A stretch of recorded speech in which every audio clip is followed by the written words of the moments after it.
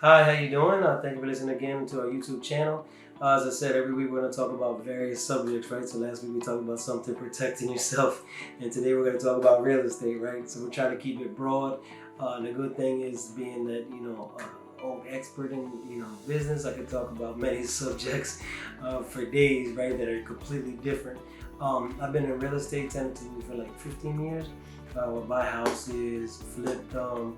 I have many friends who are brokers, real estate agents, and also do construction, right, as well. We also rehab houses and, know a little bit about it, a little bit of knowledge, but like anything, no one ever knows everything. That's why you guys are listening here as well.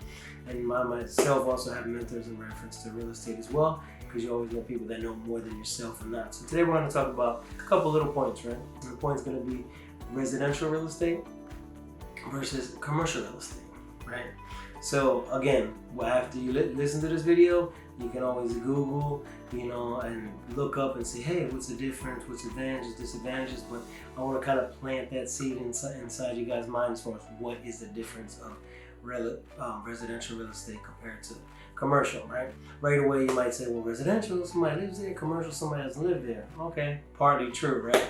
Residential real estate in definition, right, is residence, right, single family homes, and ultimately 1 to 4 units, right? So it could also be up to like a fourplex could be considered residential real estate, right? Most of the time, somebody does reside there, sign a lease, and then live there, right?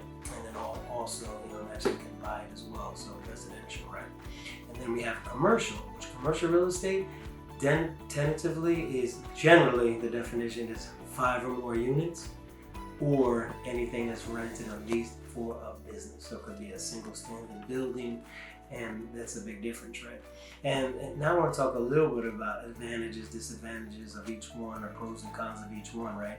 Naturally, it depends on you, right? If you're a new investor, say you're in construction and you want to get into real estate, naturally you probably would start with residential real estate, right? You buy yourself a single family home, look for a good deal, buy yourself a single family home, remodel it, and if that's your plan to try to flip it, gotta get it at a good price, naturally fix it, try to do most of the work that you can to keep the cost down, and then naturally resell it for a profit, right? Or, you also have investors that like to buy, fix it up, and then keep them for rentals, right? Whereas commercial property, a lot of times commercial property, you do have people that buy them and flip them right away, but it's very rare. Most of the time people buy them and hold on to them. They're hard to come by. Naturally, usually the deposit is going to be much higher than it is in residential real estate, because in residential real estate, generally be 10% down. Commercial, would be, could be 20%, depending. Now, commercial, the reason why a lot of people do, like, let's say that you have a residential rental, right? Compared to commercial rental, right? So the big difference here is that generally in the lease that you do in a commercial lease, the owner is responsible for the roof, the structure, the AC unit. Generally, you give that to the tenant, and it was inspected and working on it, they need to maintain it.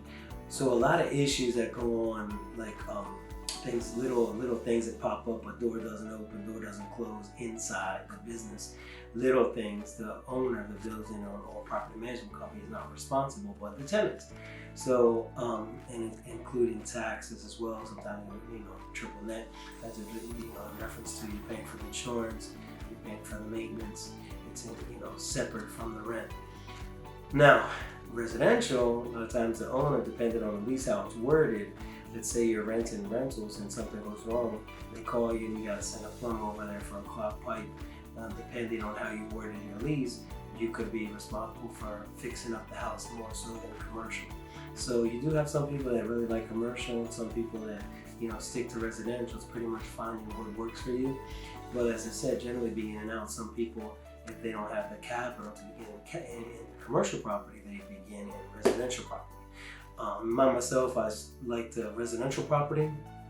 Started with that, learned in that, and then got into commercial property, and find that commercial property, and actually the value holds better. And also certain buildings, like I have a friend who purchased a building, and that building, had a few offices in it, but it was a commercial building, and he pretty much turned it into a medical facility, right, where it's all medical offices, and it just grew the rents tremendously. He was able to, get other doctors in there, and it basically came into a whole medical facility where, wow, he just ended up like doubling. He had a lot of vacant places, got the whole place full, ended up doubling the rents, and years later ended up making a couple $1 million off of that particular project. So you gotta sit back and look at it sometimes to the upside. So if you go into commercial property, it's very rare you can find good deals because people are letting them go, right? And if they do let it go, you have to sit back and look at it like, did they have an anchor? Meaning that a CVS, a dollar store, that'll be your anchor in a shopping center. It's like, a big chain.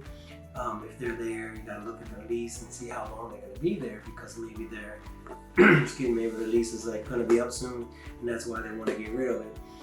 So you have to always look in commercial. You have to be very careful and look at from every angle. Okay, so again, like if you're in a shopping center is vacant, you gotta look at why is this shopping center like 50% vacant?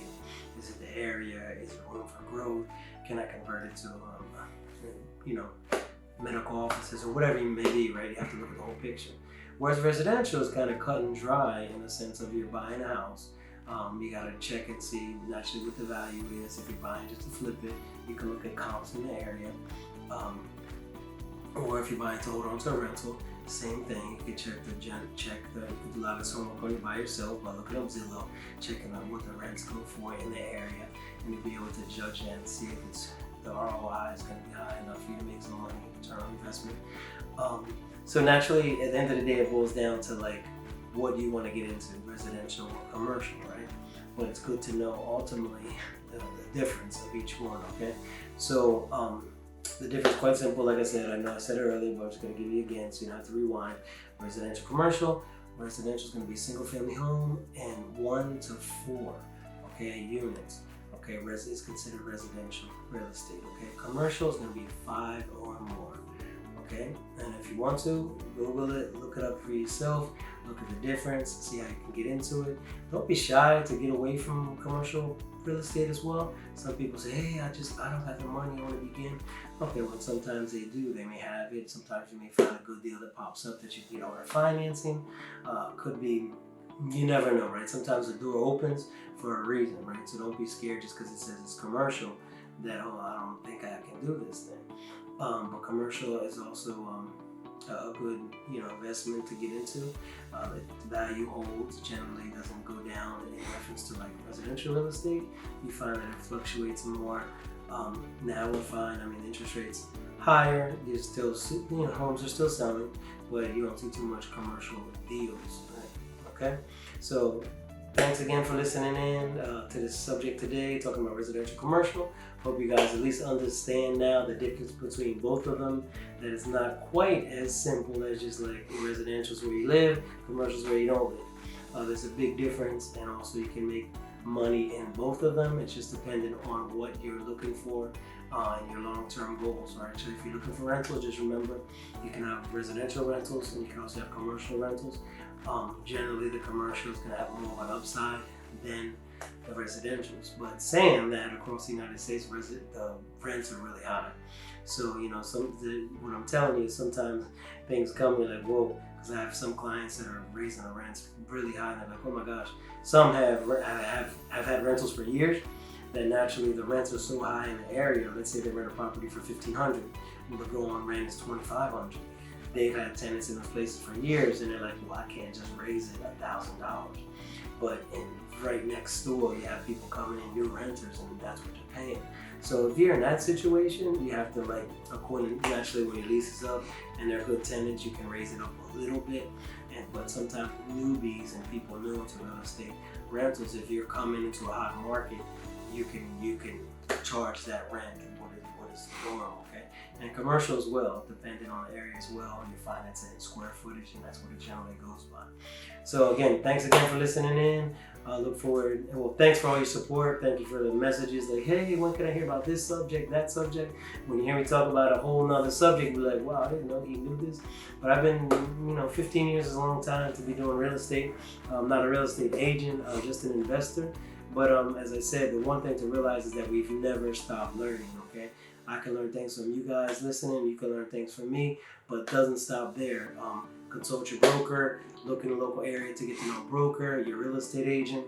Look, the good thing nowadays, Redfin, Zillow, you can research a lot to find out, the homes in your area, the rents in your area. Nowadays, you can do a lot yourself. So it shows that you take initiative just by listening to this, that you want knowledge. So thank you for listening. Thank you for the hunger for the knowledge, and thank you also for the support. Send me any messages if you want to hear about another subject. If I know about it, if I don't know about it, I'm not going to talk about it. So thanks again, and you guys have a good evening.